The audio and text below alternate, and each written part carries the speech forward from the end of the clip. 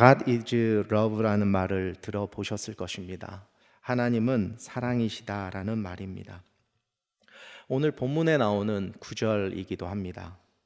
사도 요한은 오늘 본문을 통해서 하나님을 아는 사람들, 하나님의 사람들이 가지고 있는 특징에 대해서 간단하면서도 명료하게 설명하고 있습니다. 마가복음 12장에 보면 한 서기관이 예수님께 나와 이런 질문을 합니다. 마가복음 12장 28절입니다. 서기관 중 한 사람이 그들이 변론하는 것을 듣고 예수께서 잘 대답하시는 줄을 알고 나와 묻되 모든 계명 중에 첫째가 무엇이니까? 이에 예수님께서 이런 답을 해주십니다. 마가복음 12장 29절에서 31절 말씀입니다. 예수께서 대답하시되 첫째는 이것이니 이스라엘아 들으라. 주 곧 우리 하나님은 유일한 주시라. 내 마음을 다하고 목숨을 다하고 뜻을 다하고 힘을 다하여 주 너의 하나님을 사랑하라 하신 것이요.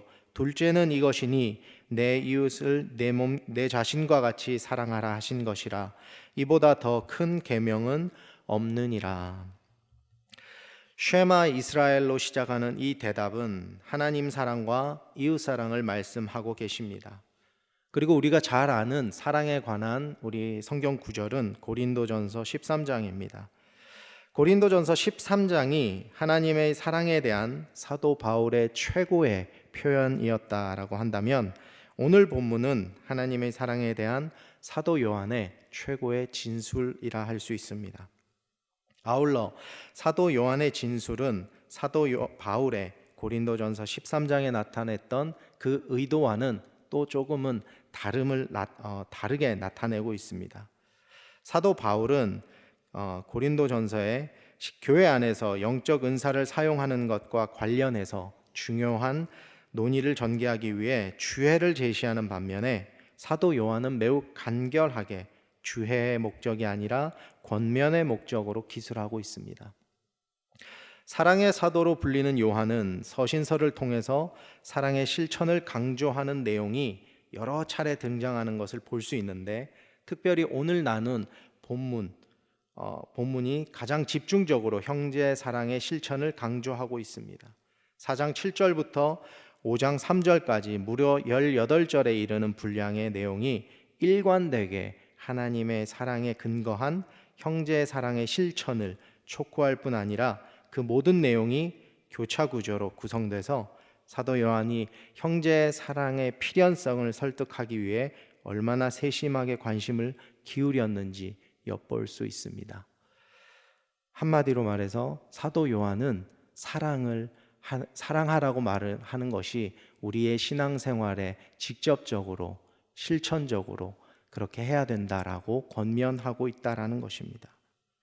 이렇듯 사도 요한이 성도 간의 사랑, 형제 간의 사랑에 대해 집중적이고 구체적으로 언급하는 이유는 그만큼 우리 믿음 생활에, 신앙 생활에 있어서 사랑이 가지고 있는 중요성이 크기 때문입니다.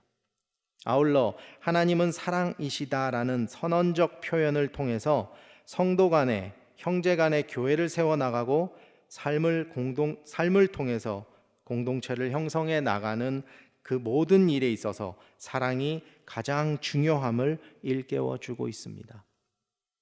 본문에 앞서 3장 1절부터 4장 6절까지 사도 요한은 하나님의 자녀된 고귀한 신분을 지닌 성도가 지향해야 할 신앙의 삶과 삶에 대해서 밝힌 바 있습니다. 그리고 오늘 본문에서 하나님의 사랑받는 자녀는 하나님의 참 사랑에 근거하여서 사랑의 계명을 실천해야 함을 권면하고 있습니다. 특별히 오늘 본문은 사랑하는 자들아란 매우 친근한 표현으로 시작하고 있습니다.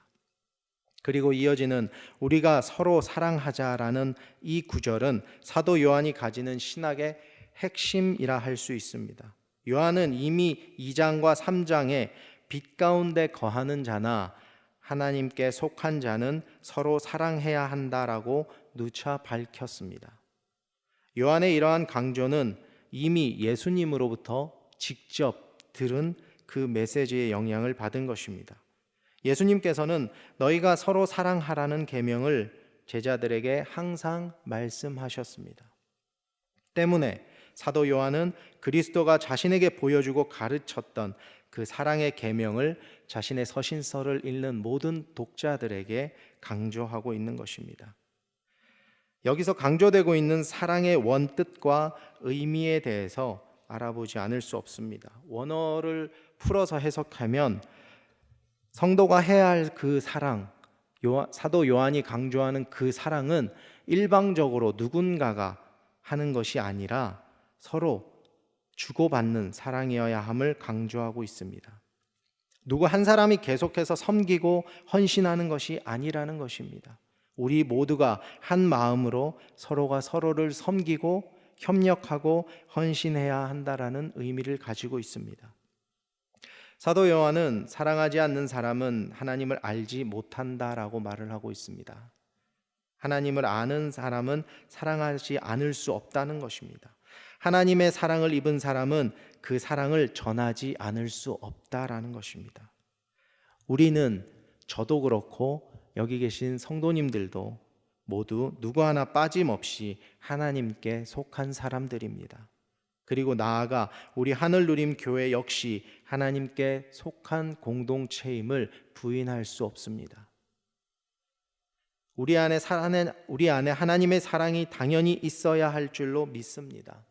감사하게도 제가 여기 부임한 지 벌써 6개월이 지났습니다. 그 6개월 동안 끊임없이 우리 성도님들로 하여금 또 사역하는 그 환경 가운데서 하나님의 사랑을 느끼고 따뜻함을 계속해서 느꼈습니다. 특별히 지난 몇 주 동안에 그 주방 리모델링을 하기 위해서 우리가 서로 협력해서 주방 집기들을 옮기고 또 리모델링이 끝났을 때 모두가 모여서 함께 또 청소를 하고 그렇게 정리하는 그 모든 시간들을 보내면서 우리 성도님들께서 누구 하나 예외 없이 모두가 교회를 사랑하고 계시다라는 것을 한번 느낄 수 있었습니다. 여러분의 헌신과 순종이 하나님을 사랑함이 없이 어찌 나올 수 있겠습니까? 서로가 믿음의 공동체 안에서 섬기고 배려하고 사랑하는 그 모습은 바로 사랑이신 하나님의 모습을 닮은 것이라 할 수 있습니다. 사도 요한은 사랑하는 사람들은 하나님을 아는 자들이다라고 말을 합니다. 하나님을 안다는 것이 무엇을 의미할까요? 하나님을 안다는 것은 하나님의 뜻을 안다라는 것입니다.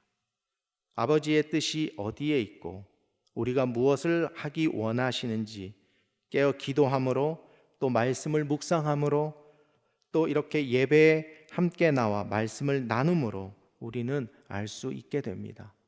하나님께서 우리에게 알게 하신다라는 것입니다. 하나님을 안다는 것은 다른 의미로 하나님의 사랑을 받았다는 것입니다. 하나님의 사랑이 무엇입니까? 본문은 하나님의 사랑은 독생자를 우리에게 보내심으로 나타내셨다라고 기록하고 있습니다. 또한 우리가 하나님의 사랑을 우리가 하나님을 사랑하는 것이 아니라 하나님께서 우리를 사랑하신다라고 밝히고 있습니다. 또한 하나님께서 우리를 사랑하사 우리를 죄에서 구원하시기 위해서 속죄물로 아들을 보내셨다라고 밝히고 있습니다. 이렇게 하나님의 사랑을 입은 우리는 그 사랑을 또 다른 이들에게 전해야 합니다. 그것이 우리가 하나님께 사랑받는 사람이라는 증거가 된다는 것입니다. 우리는 세상에 믿지 않는 사람들에게 그리스도의 사랑을 전해야 할 사명이 있는 사람들이다라고 벌써 몇 번 제가 강조를 했었습니다. 하물며 우리 안에서 함께 신앙생활을 하고 있는 성도님들은 어떻습니까? 당연히 하나님의 사랑 안에서 서로 배려하고 섬기고 또한 사랑해야 합니다. 제가 미국에 있을 때 비록 한 교회에서 한 10여 년 사역을 했지만 그래도 주변의 많은 교회들에 대해서 듣고 또 보기도 했었습니다. 많은 이민 교회들이, 물론 다 그런 건 아니지만 몇몇 교회들이 하나님의 사랑에 대해서 말을 합니다. 그리고 믿지 않은 영혼들에 대해서 전도해야 한다라고 말을 합니다. 그러나 정작 그 교회에 가면 그 분위기가 얼음장처럼 차가울 수가 얼마나 차가운지 모릅니다. 그리고 말은 사랑해야 한다라고 하는데 그 교회 안은 서로 시기하고 미워하고 심지어 목사님에 대해 불평, 불만하며 성도들을 혼란스럽게 만듭니다. 결국 그런 교회는 어떻게 될까요? 결국 쪼개집니다. 나뉘어지게 됩니다. 그리고 서로 갈라져서 교회가 둘, 셋으로 나뉘게 됩니다. 그런데 재미있는 것은 그러면서도 하나님의 사랑을 이야기한다는 것입니다. 우리는 하나님의 사람이라고 말합니다. 그리스도인이라고 말합니다. 그러면 말씀대로 살아야 합니다. 말씀대로 산다는 것이 쉬운 것은 아닙니다. 그러나 그럼에도 우린 그렇게 살아가려고 노력해야 합니다. 그리고 성령 하나님께 우리의 마음을 다잡아 달라고, 붙들어 달라고 기도하며 간구해야 합니다. 세상 사람들이 웃지 못하도록 위선적인 모습은 우리가 보여서는 안 될 것입니다. 정말 서로 사랑하기를 원합니다.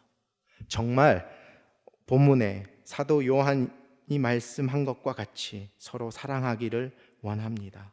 하나님께서는 우리를 위해서 사랑의 모습, 모범을 보이셨습니다. 독생자 예수 그리스도를 우리에게 보내심으로 사랑의 그 표현을 우리에게 해주신 것입니다. 이러한 사랑을 받은 우리가 당연히 옆에 있는 가족을, 곁에 있는 교우들을 사랑해야 하지 않겠습니까? 서로 사랑합시다. 비록 내 마음에 들지 않고 내 뜻에 맞지 않는다고 해도 그건 역시 내려놓기를 원합니다. 온전한 사랑의 마음으로 서로 배려하고 섬기고 그리고 사랑하며 지내기를 원합니다. 옆에 교우들 가운데 혹은 교회가 하는 일 가운데 내가 원하는 대로 되지 않고 뭔가 좀 아닌 것 같고 그런 일들을 종종 볼 수도 있습니다. 그런데 하나님의 일은요, 하나님께서 하십니다. 하나님께서 정말 원하지 않으시면 그 길은 막습니다. 우리가 아무리 하려고 해도요, 안 됩니다. 그렇기 때문에 우리가 해야 할 일은 하나밖에 없습니다. 기도하고 순종하는 것입니다. 하나님에 대한 일은 하나님이 알아서 책임지십니다. 사도 바울은 골로새 교회 성도들에게 이렇게 권면했습니다. 골로새서 3장 12절에서 14절입니다. 그러므로 너희는 하나님이 택하사 거룩하고 사랑받는 자처럼 긍휼과 자비와 겸손과 온유와 오래 참음을 옷 입고 누가 누구에게 불만이 있거든 서로 용납하여 피차 용서하되 주께서 너희를 용서하신 것 같이 너희도 그리하고 이 모든 것 위에 사랑을 더하라. 이는 온전하게 매는 띠니라. 아멘. 본문은 사랑하지 않는 사람은 하나님을 알지 못한다라고 말을 하고 있습니다. 하나님을 알지 못한다는 것은 세상에 믿지 않는 사람과 다르지 않다라는 것입니다. 그들은 하나님보다 나를 먼저 생각합니다. 대부분 교회에서, 미국에 있을 때 대부분 교회에서 분란이 많이 일어나요. 그런데 그 분란은 이쪽 편하고 이쪽 편하고 서로 막 싸워요. 다퉈요. 근데 두 쪽 다 주장하는 게 뭐냐? 교회를 위함이다라는 거예요. 양쪽에서 다 말하는 게 똑같아요. 교회를 위함이다. 교회를 사랑하기 때문에, 하나님을 사랑하기 때문에. 이유는 똑같습니다. 그러나 가만히 들여다보면 내 뜻대로 안 되기 때문에, 내가 이야기한 것이 받아들여지지 않았기 때문에, 내가 원하는 사람이 되지 않았기 때문에, 그래서 결국에는 분란이 생기더라는 겁니다. 그런데 교회는요, 내 뜻대로 움직여지는 곳이 아니라는 거예요. 우리가 이건 기억해야 할 것 같습니다. 교회는 내 뜻을 이루는 곳이 아니라 하나님의 뜻을 이루는 곳입니다. 하나님에 대해서 알지 못하기 때문에 교회 안에 있다고 해도 교회 밖에 있는 사람들과 다르지 않습니다. 하나님을 알지 못하는 사람이 아니라 하나님을 아는 사람으로 저와 여러분들은 세워지기를 소망합니다. 그럼에도 우리는 죄인들입니다. 어쩔 수 없이 우리 안에는 죄성이 있습니다. 그렇기 때문에 우리는 항상 죄의 길로 언제나 빠질 위험이 있다라는 것입니다. 그래서 기도해야 합니다. 기도함으로 깨어 있어야 합니다. 하나님의 길에서 벗어나지 않도록, 죄의 길로 빠지지 않도록 우리는 언제나 기도함으로 깨어서, 영적으로 깨어서 그렇게 하나님의 길에 서 있어야 합니다. 하나님을 사랑하고 교회를 사랑하는 마음은 우리 모두가 가지고 있습니다. 그렇기 때문에 교회가 하고자 하는 일이 걱정스럽고 우려스러울 때도 있습니다. 그렇죠. 있습니다.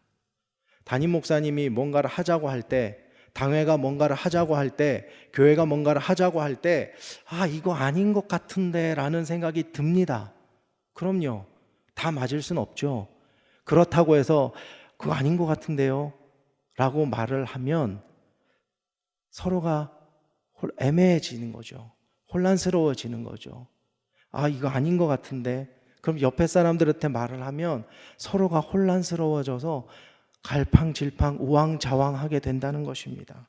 그럴 때일수록 우리는 기도해야 합니다. 하나님께 맡겨야 된다라는 겁니다. 앞에서 언급했듯이 하나님의 뜻이 무엇인지를 우리는 기도함으로 먼저 구해야 합니다. 말을 먼저 하는 것이 아니라 기도를 먼저 해야 합니다.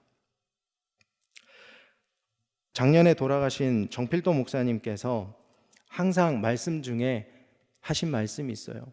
교회에 문제가 있고 뭔가 좀 불만이 있고 뭔가 좀 아니다 싶을 때는 말하지 말고 기도하라고 하셨어요. 근데 그 말을 들을 때는 무슨 말인지 몰랐습니다. 근데 제가 목사가 되고 사역을 해보니까 그 말씀이 무슨 말인지 알겠더라고요. 기도해야 하는구나. 그 말씀이었구나. 일의 결과는, 모든 일은, 우리의 삶에 일어나는 모든 일, 교회에 일어나는 모든 일은 하나님이 보고 계십니다. 그래서 그 일의 결과는 하나님이 판단하시고 하나님께서 결정하실 것입니다. 우리는 그저 믿고 기도하며 순종하면 되는 것입니다. 우리 안에서는 오로지 섬김과 배려와 사랑만 있으면 됩니다. 다른 건 별로 중요하지 않아요. 우리 안에서는 사랑하고 섬기고 배려하고 그것만 있으면 됩니다. 아무리 우리가 밖에 나가서 전도를 많이 하고 외부에 가서 행사를 많이 하고 우리 교회 좋아요, 우리 교회 예배가 좋아요, 말씀이 좋아요, 그러거나 사람들이 왔을 때 우리 안에 사랑이 없다면 그러면 그건 정말 우스운 일이 되잖아요. 전도하는 것도 좋고 다른 사람들에게 하나님의 복음을 전하는 것도 좋지만 그 전에 먼저 우리는 하나가 되고 사랑하는 그런 공동체가 되기를 소망합니다. 사랑하는 하늘누림 교회 성도 여러분, 저도 여러분들도 모두 하나님께서 택하셔서 이 자리까지 오게 하셨습니다. 이 자리에까지 지켜주셨습니다. 하나님의 사랑을 받은 자들과 같이 하나님을 잘 알아가며 하나님을 믿고 하나님의 말씀대로 서로 사랑하며 순종하며 주님의 교회를 세워나가시는 저와 여러분들이 되시기를 주님의 이름으로 축원합니다.